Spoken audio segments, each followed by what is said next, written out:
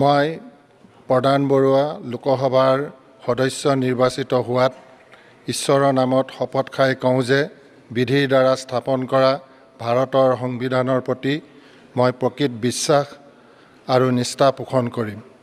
মই ভাৰতৰ প্ৰভুত্ব আৰু অখণ্ডতা অক্ষুণ্ণ ৰাখিম আৰু মই গ্ৰহণ কৰিবলৈ ওলোৱা কৰ্তব্য শ্ৰদ্ধাপূৰ্বক নিৰ্বাহন কৰিম।